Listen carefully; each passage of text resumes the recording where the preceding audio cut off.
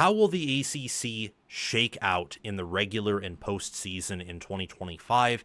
That's the question I want to answer in form of my ACC plus Notre Dame record predictions for this fall. I'm incorporating Notre Dame because I don't want to talk about Notre Dame and UConn in a independence record predictions video, and Notre Dame's affiliated with the ACC in every other sport as a member of the ACC conference outside of hockey, which they're a Big Ten member, and they have to play a set amount of ACC games every year anyway.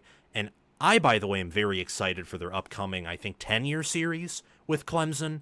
I cannot wait to see that play out. And heck, maybe we'll see a Notre Dame-Clemson playoff game this year. I think the odds of that happening are pretty high for just any given matchup between two teams, and the odds of that happening in the playoffs are just low because of how many teams, even if you shrink down all the teams into only realistic playoff contenders, only teams that have more than, say, maybe a 1 or 5 or 10% chance of making the playoffs, it's still incredibly small odds to have a specific playoff matchup happen if you're only looking for two teams. But anyway, enough of my rambling. I want to get to this and talk about my ACC record predictions, including bowl games, including college football playoff games. So let's kick it off. And here on your screen, you see ACC record predictions plus Notre Dame record predictions for all 18 teams in the discussion. Let's talk about Notre Dame first, since they're kind of the odd man out here. They're not actually in the ACC, but they are affiliated with the conference. I am picking Notre Dame to go 9-3 in the regular season, and I am picking them to win their bowl game, so go to 10-3 over Ole Miss. I'm having them play Ole Miss in the Duke's Mayo Bowl. Now, you may say, well, that's an insane prediction, and maybe it is. But a lot of these ACC schedules are weak. I have a lot of ACC teams going 10-2 in the regular season because I think some of these teams are stronger, much stronger than other teams that reside in their conference. I view the ACC in terms of hierarchy structure similarly to the Big Ten. Before we resume this segment, please take a few seconds of your time to make sure you have liked the video, subscribe to the channel, hit the notification bell for the channel and for any team podcasts and playlists linked in the description, and also comment your thoughts down below in the comment section and join my Discord server via the description. All of those things I just asked you to do are completely free, and they sign you up for things related to my channel, or they don't sign you up for anything. No cost to you, and all the benefit to you because we release daily college football content here on College Football with Sam. If you want to support the channel monetarily, sign up for a YouTube membership, or check any other links in the description for my merchandise store and Patreon page. Thank you very much, and let's get back to the segment where you have, clear top teams, some teams below the top in kind of a Tier 1B, Tier 2 situation that can contend for the playoffs and contend for being an ACC champion. Then after that, you kind of have a steep drop-off and Tier 3, and then you have, Tier 4, Tier 5, however much longer you want to drag out that, type of tier list. You have a strict hierarchy in the ACC. I mean, Clemson and Miami and a little bit of Georgia Tech are the overwhelming favorites to win the ACC. SMU and Louisville are in there, Duke and Florida State, but Clemson and Miami lead everyone by a mile, and we'll get to that. Notre Dame is tied in with the ACC when it comes to bowl bids, so I have them getting bowl bids behind the 3 10-2 ACC teams I'm projecting. So even though Notre Dame more like deserves to be in a, Citrus Bowl or Holiday Bowl or Pop-Tarts Bowl, and maybe they will end up being there. Maybe. But for right now, I'm picking them with a 9-3 record and with a tough schedule, but a schedule that with a 9-3 record is not going to get you a lot of favors. I think Notre Dame won't make the playoffs if they go 9-3, unlike some of these other Big Ten or SEC schools who could be in that conversation at 9-3 for an at-large. I don't think Notre Dame would be. Notre Dame, I have them losing to Miami. I have them losing to Texas A&M. And I also have them losing to USC. I have them beating everyone else, I think with maybe the exception of 1 or 2 teams here and there, pretty convincingly, and I think those 3 losses will be respectable or close. So I have them beating Purdue, Arkansas, Boise State, NC State, and then winning all their November games at Boston College, Navy, at Pittsburgh, Syracuse, and at Stanford. And again, beating Ole Miss in the Duke's Mayo Bowl. They're replacing a lot, and they get hit with a 2-game stretch in the first 3 weeks that I just think is very tough. A&M is more experienced than they are. Miami is more experienced than they are. It's going to be tough. Breaking in a new quarterback against Miami and also against Texas A&M. So that's why I have them dropping those games. Moving on to the actual ACC teams, got Wake Forest and Stanford tied for 16th. Stanford 2-10, 0-8. Wake Forest 3-9, 0-8. Stanford fired their head coach, Troy Taylor, due to off-field issues. You can look those up if you haven't already, but I assume us college football fans know about that. Wake Forest, Dave Clawson retired, and they hired Jake Dickert. Fun fact, they have Scotty Hazelton as their defensive coordinator. I just mentioned that because I've covered Michigan State before with, Mel Tucker's staff. And yeah, just not exactly fun times was the Michigan State defense under Scotty Hazelton. I think that Wake Forest and Stanford have a lot of barrenness on their roster. Notre Dame, by the way, there's a lot I love about Notre Dame's roster, and I could see Notre Dame winning the title. Just to talk about them a little bit more. I just don't think they will. I kind of think 2026 is their year. I still don't think they have that top 5 caliber talent to just immediately reload, especially given the style that they won last year. Lots of forced turnovers, lots of high efficiency, and a lot of, points per play, despite not gaining a lot of yards or necessarily, shutting down every opponent they faced on offense in terms of yards or points. Look at USC, look at Ohio State. I think there's a little bit of a regression to the mean when you look at Notre Dame. Also, losing to 2 Group of 5 schools, it's kind of my thing with like Ryan Day and Ohio State. Like, yes, Notre Dame and Ohio State overachieved relative to their regular season, but their postseason run does not entirely wash away the regular season. It does in a lot of ways, but the fact that they lost, those games, Ohio State to Michigan, and more importantly, Notre Dame to NIU, means there are some inherent issues with the roster and maybe even the staff that are going to take time to clean up. Or if it's with the staff, maybe it's just a feature of the staff and not a bug. Moving on to teams that actually win an ACC game from my predictions, we have Cal at 15th. Not going to spend much time on Cal, and as for Stanford and Wake Forest, I'm not even going to bother talking about who they beat. It's all G5 schools in the non-conference, and then they lose to any Power 4 school in the non-conference, and definitely lose all their ACC games. I have California beating Stanford off of their Week 12 bye in Week 13, but I have them losing to Minnesota and every other ACC opponent.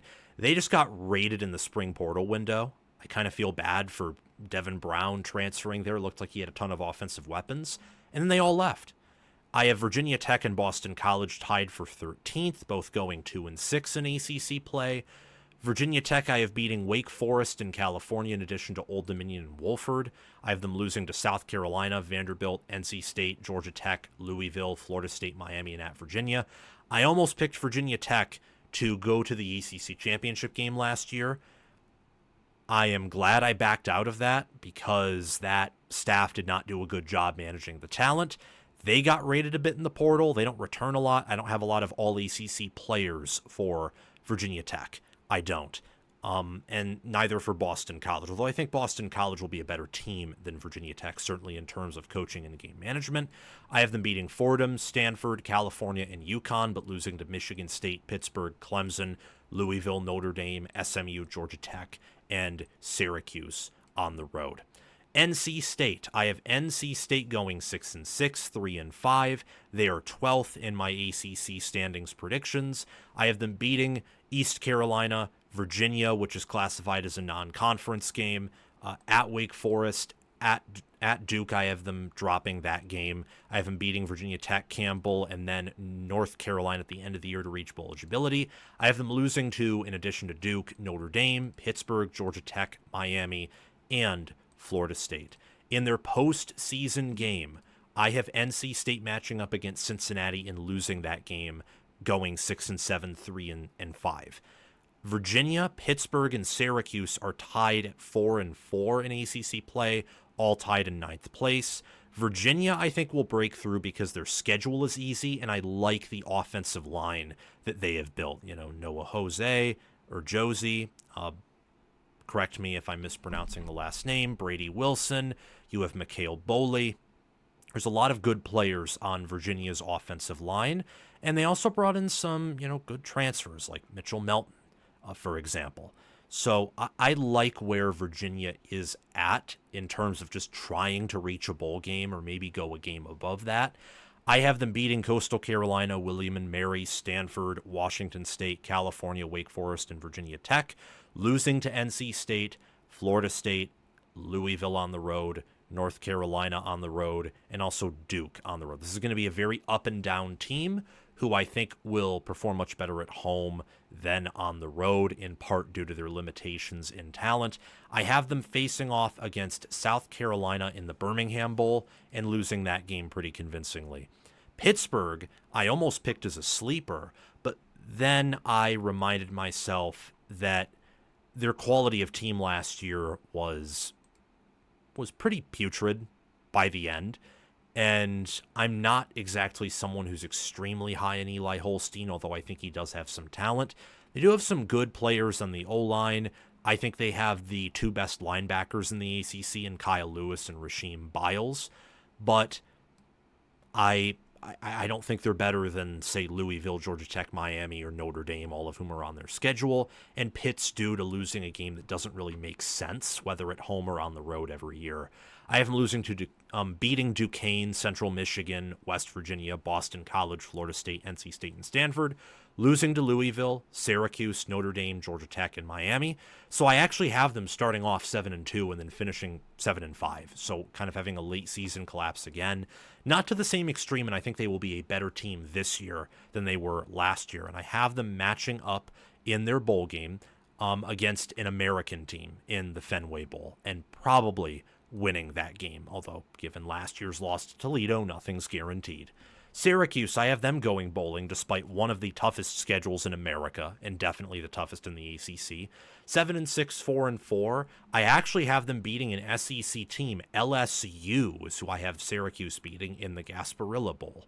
I have them winning that game because I think Brian Kelly will be fired. LSU will suffer a bunch of opt-outs, and because Syracuse, I assume at that point, will still have Fran Brown as their coach, I think that they'll just have more fight in a bowl game that just doesn't mean what bowl games used to. So you're not going to see equal effort, unfortunately. That's why I have Syracuse winning that game. Besides winning their bowl game, I have them winning, obviously, 6 games, losing 6 games. I have them losing to Tennessee, Clemson, SMU, Georgia Tech, Miami, and Notre Dame. But I have them beating UConn, Colgate, Duke, Pittsburgh, North Carolina, and Boston College. I actually don't have them losing a game in the Dome, but I have them losing all of their road games. So I do think this team will be a little bit Jekyll and Hyde depending on where they play.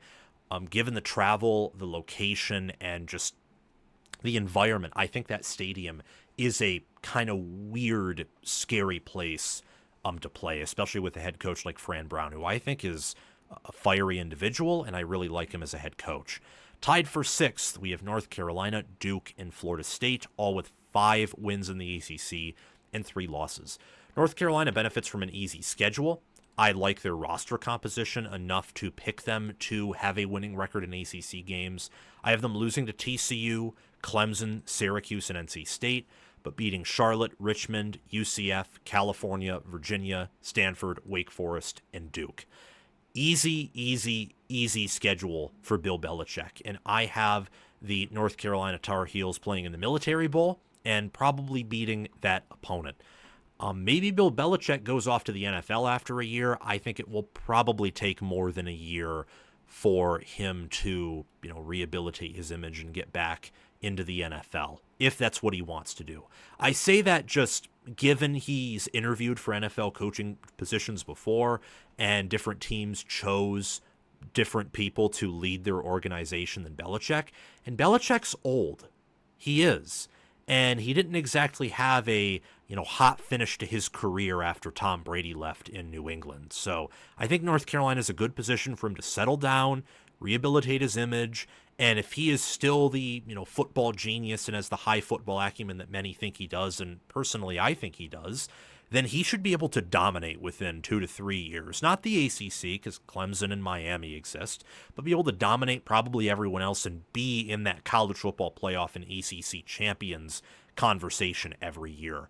I have Duke also going 9-4 and 5-3.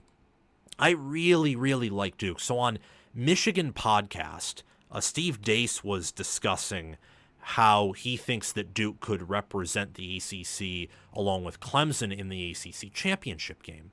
And I thought that was a little bit bold, but then I remembered that I like Darian Mensah. I like their offensive line. I love the receivers they have. I love the addition of Andrell Anthony along with them returning Quayshawn Brown.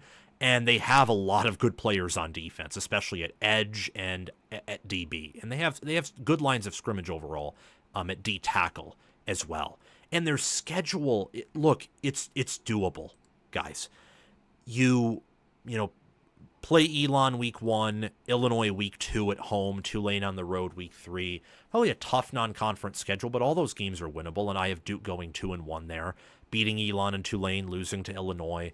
I also have them in ACC play, beating NC State, California, Georgia Tech, Virginia, Wake Forest, also beating non-con opponent UConn. I have them losing, in addition to Illinois, Syracuse, North Carolina, and Clemson, and they could probably win all of those games except for Clemson. And then again, you never know. They get Clemson off a bye. Clemson also gets them off a bye. But we've seen Clemson struggle before against these teams, such as last year, Louisville, Georgia, Texas, teams that had good line of scrimmage play, and then teams with good QBs. All those teams had them, and then South Carolina had a great QB in Sellers that helped them win. Duke checks those boxes. So Duke can probably beat anyone on their schedule. They won't beat everyone on their schedule, but they can beat, I would say, anyone. They certainly have a puncher's chance in all 12 of their games, and some of them are automatic wins. Like Elon, probably UConn, come on. With the talent they have, it's a guaranteed win. I have them playing one of the ex-Pac-12 teams in the Sun Bowl, probably Oregon State or Washington State, whoever goes bowling there, and I would have Duke convincingly winning that game to go 9-4.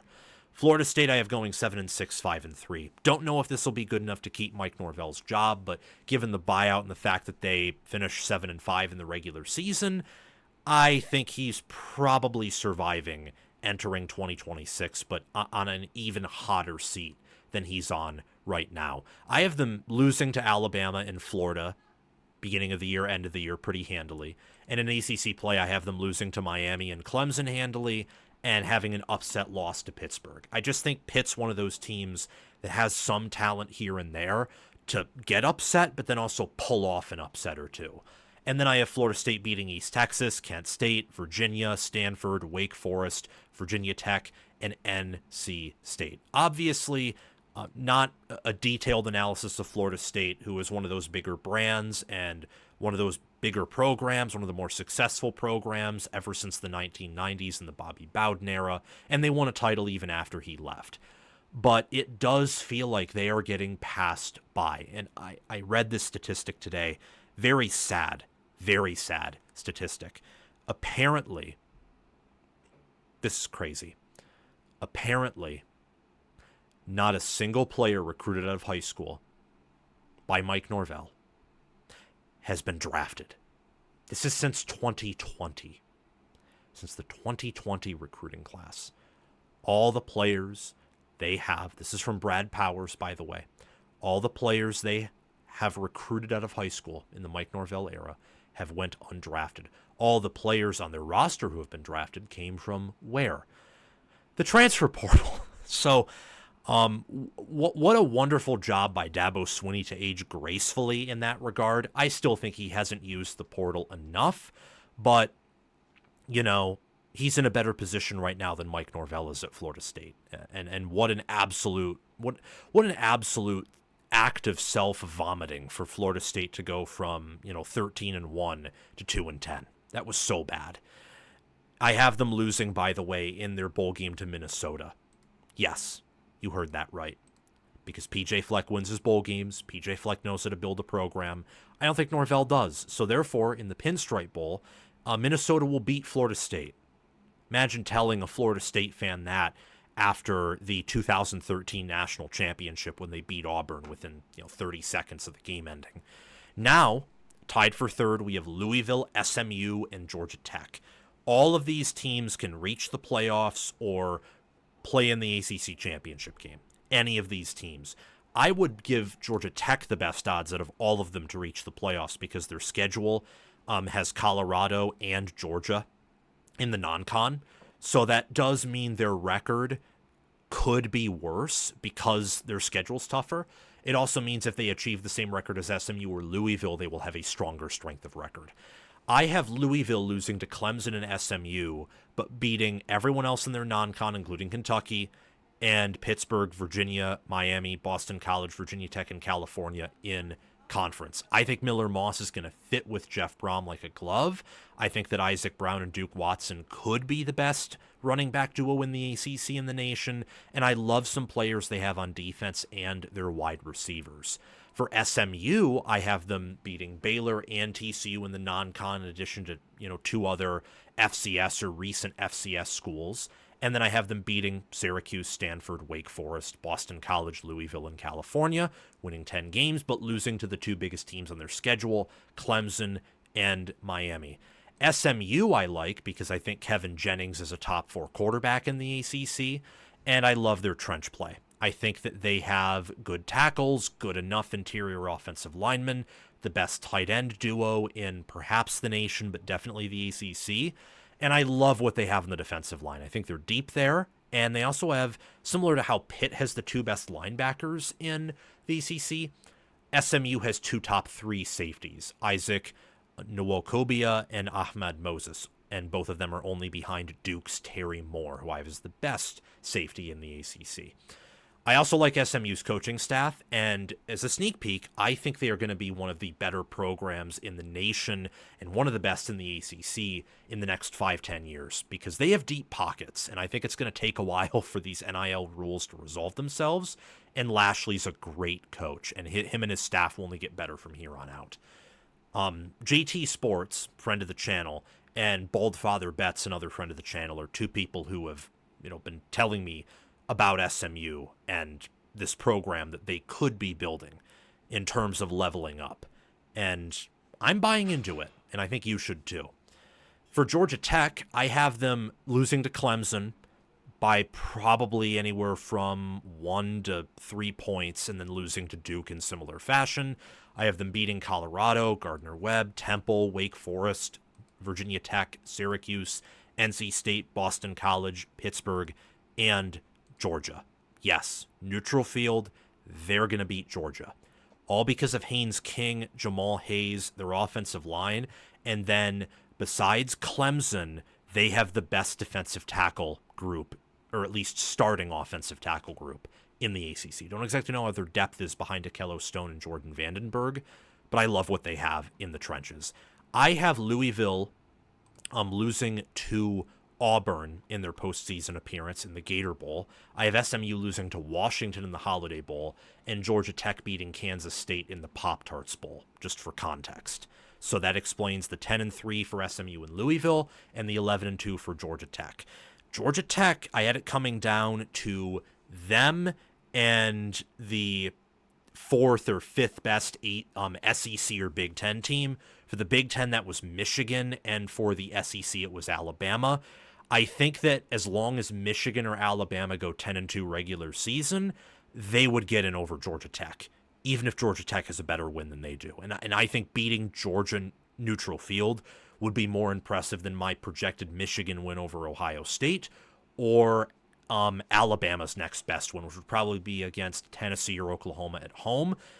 The fact they just play in an ACC schedule just kicks them in the jewels when it comes to competing for like a final playoff spot. I think that if Georgia Tech wants a guarantee to get into the college football playoffs, 10-2 helps, but what would help even more so is reaching the ACC championship game and, boosting your strength of schedule. Because I think Georgia Tech, I have them being snubbed in comparison to, again, my projected final team in who's not an auto bid is Michigan, I believe, if my memory serves me correctly. And my playoff predictions will be released soon. Hit the notification bell if you want to get notified for those. But with the current record predictions I have, I think Georgia Tech would deserve it over Michigan. I just picked Michigan to make it because they're a bigger brand. We've seen this play out before. And more importantly than that, they're a bigger brand, so that fits the 2023 college football playoff decision. They'll have more talent than Georgia Tech, which also fits 2023. And I have Michigan playing in Indy, just because I think their schedule really works to their favor. They'll lose there, but the committee has shown in the past, in 2022, and last season as well, that losing in your conference championship game, as long as it's not a blowout, or if you're in the SEC or Big Ten, it probably can be a decisive defeat. It doesn't affect the playoff committee's decision that much. So that's why I don't have Georgia Tech reaching the college football playoff, even though I think with that 10-2, they'd certainly deserve it. And then I have Miami and Clemson as the ACC's 2 playoff participants. It'll be a stronger ACC playoff field than last season, where the ACC went a combined 0-2. I have them going a combined 2-2 this time, and that's with Clemson even earning a first-round bye. So that means an ACC team is reaching the semifinals, and that means at least both of them are reaching the quarterfinals. I have Miami going 12-3 overall, 7-1 in ACC play, 11-1 in the regular season, and I have Clemson going undefeated in the regular season with an 8-0 conference record.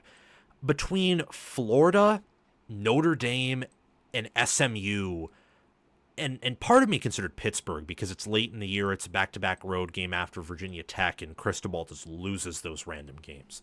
But I think Miami's just too talented to lose to Pitt, especially after Pitt has a previous 2-game schedule of Notre Dame and at Georgia Tech. I think that'll wear them down. So it really became SMU, Louisville, Florida, and Notre Dame.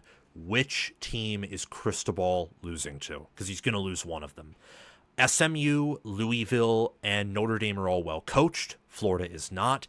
Florida will have the best quarterback of the bunch and maybe the best trench play.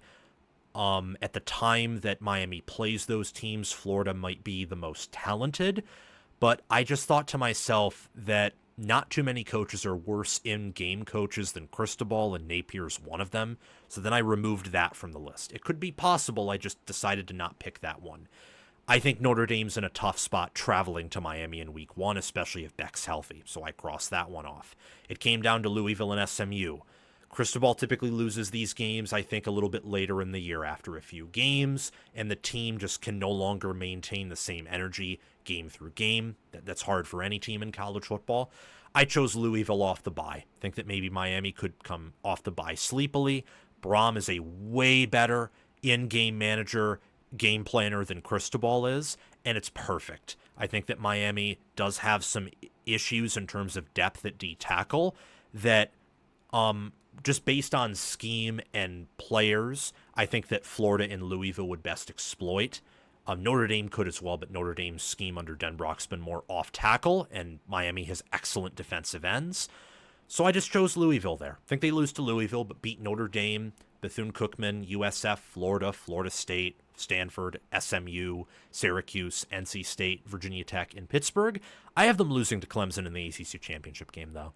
I think Miami is a good matchup against Clemson because I think there is a good chance, depending on how that Miami D-tackle situation pans out, I could be wrong that they're a little thin there.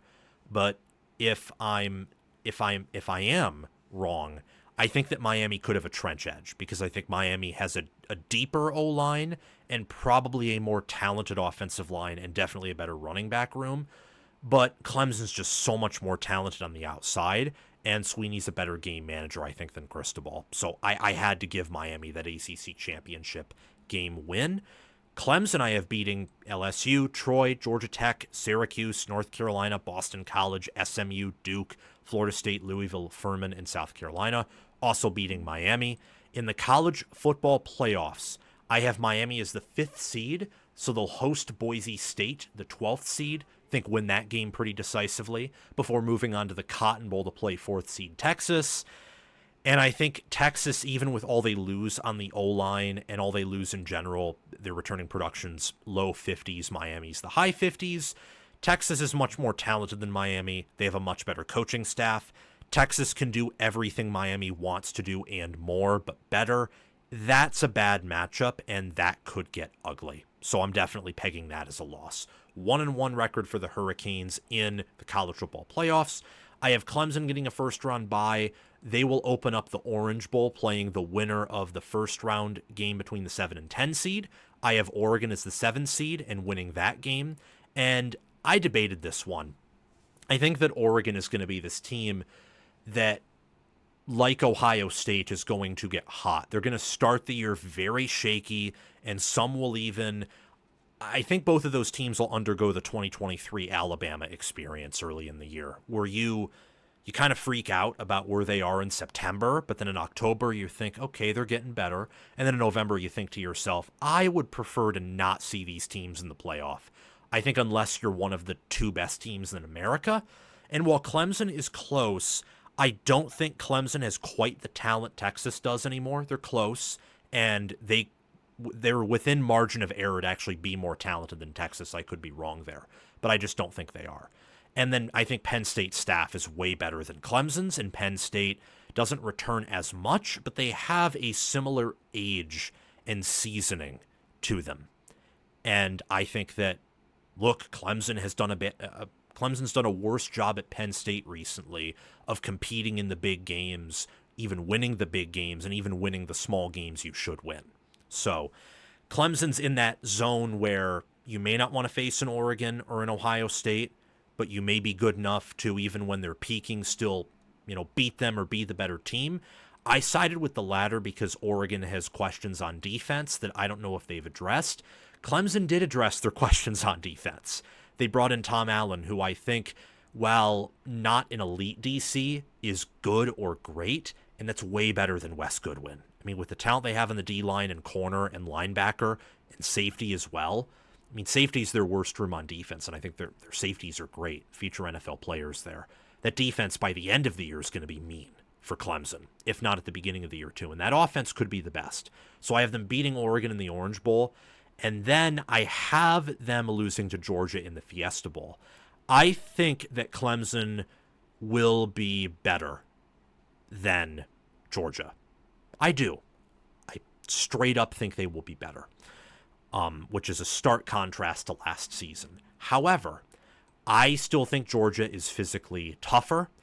I would have to look this up, so don't quote me on this, but intuitively I feel like Georgia's bigger, and Georgia's out-recruited Clemson for the previous 5 years, and their coaching staff's better. So I think in that game, you're probably going to see Clemson come out with an early lead and get Georgia's defense on their toes a bit, because Clemson's outside talent's way better than Georgia's this year. But I also think that Georgia's inside talent and trench talent is good enough, and they're deeper than Clemson overall as a roster, to where as the game goes on and adjustments have to be made, I think it'll look a lot like the Orange Bowl last year, where Penn State, in my mind, was clearly the more talented team, but Notre Dame stayed in. Penn State didn't expect that, and eventually things began to break down. I think that's what will happen to Clemson in that Fiesta Bowl, and they'll lose to Georgia there, but still reach the semifinals and still earn a 14-1, 8-0 record, their best since 2019, when they also went 14-1, 8-0 in ACC play, won the conference, although they made the national championship because the playoff format was different then. Some final things before we end this segment. Clemson will compete for a natty. Obviously, we just talked about that. I think Miami breaks through under Cristobal, and I think in the future it'll only continue. Miami is not where they can be and not where they want to be under Cristobal. They've consistently recruited top 15, top 10, even brought in a top 5 class entering 2024. I love their outlook in the future. I absolutely love it. And I think he made staff upgrades. I think every year under Cristobal, their staff gets better or stays the same, and that's a good sign. Some other college football playoff contenders, obviously Notre Dame. It's a bold prediction that I'm leaving Notre Dame out of the playoffs. I'm very well aware of that. That's very bold. I think Georgia Tech and SMU are very serious playoff contenders. Them having tougher out-of-conference schedules than Louisville, and I think being better in the trenches than Louisville certainly helps. Louisville, though, is a definite dark horse. Same with Duke. And then I have Tech, SMU, and Louisville reaching high-tier bowl games. Duke, FSU, UNC, Pitt, UVA, and NC State. I'm having them play it in lower-caliber bowl games. That is my ACC plus Notre Dame regular season and postseason prediction segment. Thank you so much for tuning in to this. That's how I think the ACC will shake out. I think Miami and Clemson are at the top. Georgia Tech is following them closely behind, along with, SMU a little bit and Louisville. It's a shame looking at Notre Dame's schedule. This is what I want to close out on. When I look at Notre Dame's schedule, I think it's a shame that, they play Miami, but they don't play SMU. They don't play Georgia Tech. They don't play Louisville, and they don't play Clemson. So in my mind, and I'm actually pretty much in chalk in terms of odds for the ACC. Some other things, no, like the amount of games I think the top teams will win. I think I'm a little higher there in terms of win totals for the top teams. And then obviously, if you count Notre Dame in the ACC mix, I'm not in line with chalk at all there. Although Vegas is picking them to go 10-2, not 11-1 by the preseason win total. But from my perspective, Notre Dame's missing a lot of that top tier ACC talent. They do play A&M, and they do play Miami and USC. Those are their biggest games. And Miami's a top ACC team, but I wish that they played more because Notre Dame's a benchmark program. I know I'm picking them to miss the playoffs, but under Freeman, they have good enough coaches and elite enough recruiting, and Freeman is improving so rapidly at different points to where I think they are a benchmark program for a lot of ACC teams who have to play them because Notre Dame has to have a set amount of ACC games they play. I believe 4 of them, and they can schedule even more if they want. And Notre Dame could be a benchmark program, a benchmark matchup for any team they play outside of, maybe the obvious big dogs of the sport, like Georgia, Ohio State, Alabama. Now I think you got to include Texas and Oregon in that mix. But to anyone else, they're the ultimate test in my mind because of what they did last year, because of what they've done under Freeman, and in the 2020s, beating Clemson when Clemson was ranked number 1 in 2020, for example. It's a shame they don't play more of the top-end ACC teams, in my opinion. Thank you for watching College Football with Sam. Make sure that you've liked the video, subscribed to the channel, hit the notification bell for the channel and team playlists and podcasts in the description, joined the free Discord server where we talk college football 24/7, and have commented your thoughts down below. Check out the description for any ways you can support the channel monetarily. Everything else I've asked you to do is completely free, and your support means the world to me. We're trying to become the next big thing on college football YouTube. 6-figure subscribers, maybe 1 million one day. I think we can do that. And also check out any videos or playlists, anything in these columns right here, where there will be videos and playlists. Yeah, you get the point. Have a fantastic day, and I will see you in the next one.